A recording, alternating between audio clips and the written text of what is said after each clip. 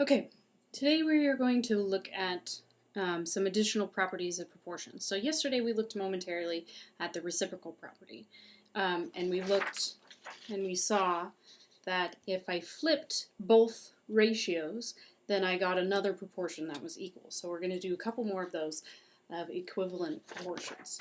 So our first one is if I have A over B is equal to C over D, then I can do A over C equals B over D. So I can do, from the original one, I can do top over top equals bottom over bottom. Okay, so that's an additional property that I have. I also have, on this one, if I add the bottom one to the top, and I add the bottom of this one to the top, then I have another proportion that's equal. Okay, so let's take a look at these ones and see if we can find two more properties that are also true. Okay, so on this one, I'm going to do the top over the top is equal to the bottom over the bottom. So 5 over x is equal to 10 over 4. I can also reduce the 10 over 4 like we talked about yesterday. So I have 5 over x equals 5 over 2. Okay, so there's one of them.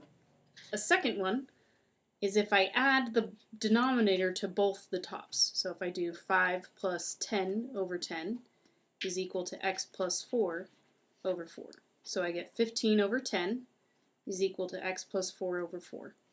But I can simplify 15 over 10. I'm going to write it up top because I ran out of room. So I divide by 5, so I get 3 halves equals x plus 4 over 4. Okay? Notice there's a third one that we could also do. I could just flip both of these and write 10 fifths equals 4 over x, and I can reduce this to 2 over 1 equals 4 over x, or 2 equals 4 over x. Okay, so those are my options that I have. Okay, on the next one, pause and see if you can get this one by yourself. Okay, welcome back. Hopefully you paused the video and actually tried it. It will be helpful. So I can do top over top, so 1 over x equals bottom over bottom, so 3 over 7. So there's one option that I have. I could also do where I add the denominators on both of them, so 1 plus 3 over 3 equals x plus 7 over 7. So 4/3 equals x plus 7 over 7. The third option you had is to flip both of them. So I could do 3 over 1 equals 7 over x, or 3 equals 7 over x. Okay. Now, yesterday you should remember that we talked about the two vocabulary words for A and D and B and C. A and D were called the extremes, and B and C were called the means. So we're going to use this for the next thing we're going to look at. Okay. We have something called the geometric mean. You can find the geometric mean of two different numbers, A and B, and it's the positive x such that A over x equals x over b. Okay? So notice that these are in the spots of the means, which is why it's called the geometric mean. Okay? So what we're going to do is set up our two numbers on the top left and the bottom right. Then we're going to cross multiply and solve. So here, for the geometric mean of 5 and 20, I'm going to do 5 over x equals x over 20. So I cross multiply, so I get x squared, remember x times x is x squared, you add the exponents, equals 5 times 20, which is 100. Well, you have to remember how to undo squaring something. Well, we have something called the square root.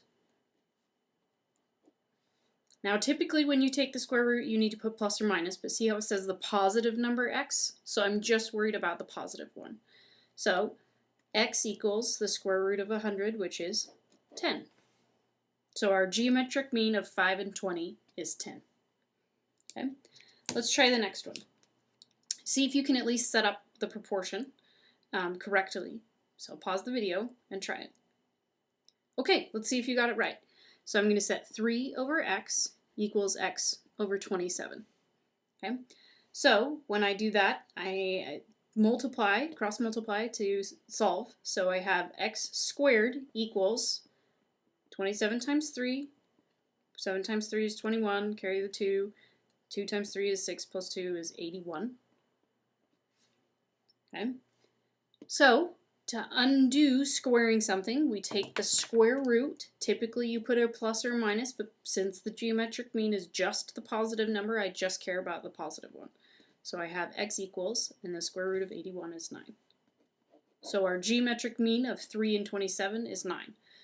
So we also use the word mean for average, so be careful not to mix that up with that. The mean is not your average here. It's a little bit different. Okay?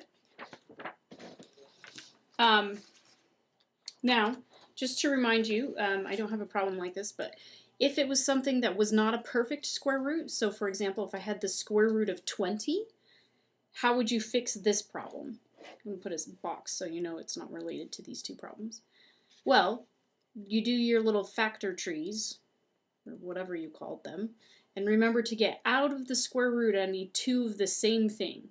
So I need 2 of them to get out of the root, so the 2 goes on the outside, and then there's a loner 5, so he goes underneath. Okay? So I need a pair to get out of the root, and then the one underneath stays underneath. So it's like going out on a date. You need somebody to go out with you on a date to get out of the radical. If you don't have somebody, you can't go out on a date. Okay? If you have extra numbers, like for example, if I had extra numbers over here, like if I had we'll